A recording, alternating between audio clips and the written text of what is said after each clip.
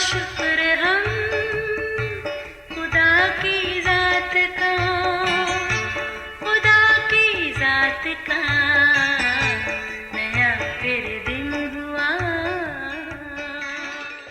آج کی آیت، غرض خداوند میں اور اس کی قدرت کے زور میں مضبوط بنو، خدا کے سب ہتھیار باندھ لو تاکہ ابلیس کے منصوبوں کے مقابلہ میں قائم رہ سکو۔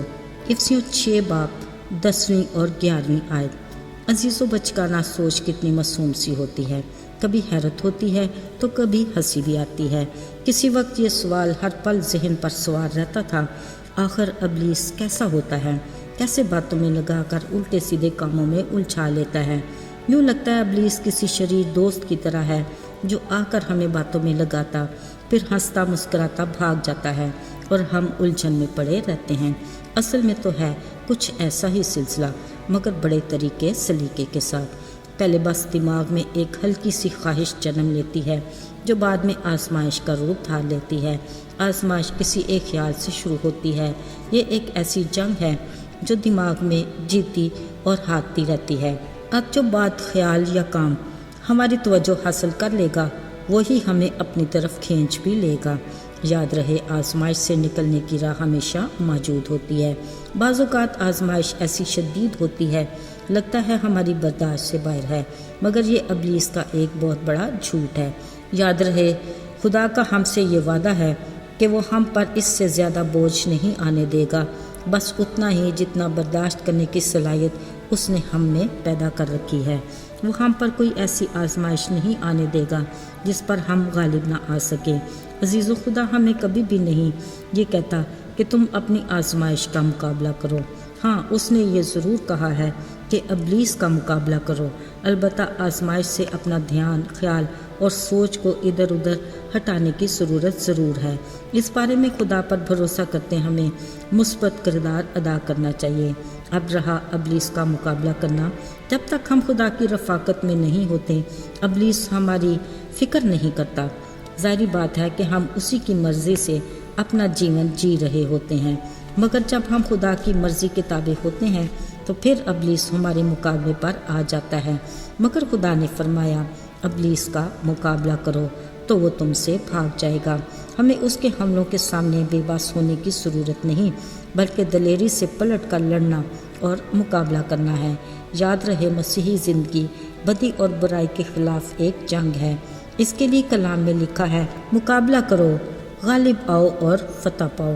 بطور مسیحی ہم ہر وقت حالت جنگ میں ہوتے ہیں، کیونکہ ابلیس ہر وقت ہماری گھات میں بیٹھا ہوتا ہے۔ عزیزو، یہ بات تو طے ہے کہ جنگ کے لیے تیاری کی ضرورت ہے۔ اس کی ہدایت ہمیں کلام مقدس سے ہی مل سکتی ہے۔ کلام مقدس میں ابلیس سے جنگ لڑنے اور مقابلہ کرنے کی تیاری کے بارے میں لکھا ہے کہ نجات کا خود اور روح کی تلوار جو خدا کا کلام ہے لے لو۔ یہ ہمارا پہلا قدم ہونا چاہیے، یعنی خدا کی نجات کو قبول کرنا۔ یاد رہے، اگر ہم خدا کو ہاں نہیں کہتے تو پھر ابلیس کو نہ بھی نہیں کہہ سکتے، کیونکہ ابلیس کے مقابلے میں ہم مسیح کے بغیر خالی ہاتھ اور بے یار و مددگار ہیں۔ لیکن نجات کا خود پہننے سے خدا ہمارے دماغ کو محفوظ کر لیتا ہے۔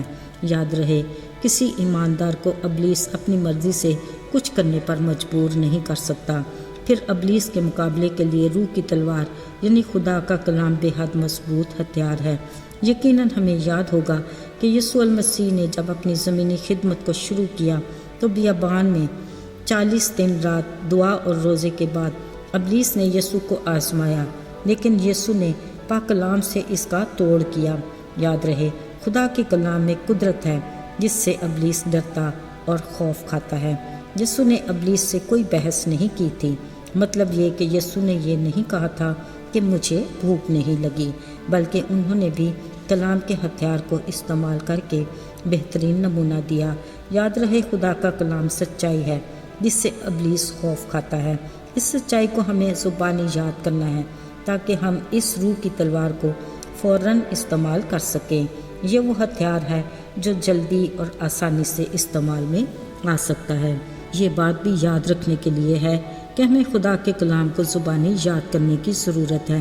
داؤد نے بھی اپنے زبور میں فرمایا، میں نے تیرے کلام کو اپنے دل میں رکھ لیا ہے۔ مطلب اس نے ضرور خدا کے کلام کو یاد کیا ہوگا۔ یقیناً ہمیں کلام مقدس کے بہت سے حوالے یاد بھی ہوں گے، اگر نہیں تو اس کام کو اپنے ٹائم ٹیبل میں لکھ لیں اور ہر روز خدا کے کلام میں سے کچھ زبانی یاد کر لیا کریں تاکہ ہم ابلیس کے مقابلے کے لیے طاقتور بن جائیں۔ آئیے دعا کریں۔ اے ہمارے آسمانی باپ، تو جو ہمارا با اختیار اور طاقتور خدا ہے، ہم اپنی کمزوریوں کا نہ صرف اقرار کرتے ہیں بلکہ اپنی کمزوری پر فخر بھی محسوس کرتے ہیں تاکہ تیری قدرت ہم پر چھائی رہے۔ ہمیں ابلیس کا مقابلہ کرنے کے لیے قوت عطا کر تاکہ ہم تیرے کلام کو اپنے دل میں رکھ کر تیری دی ہوئی صلاحیت کو بروئے کار لا سکیں۔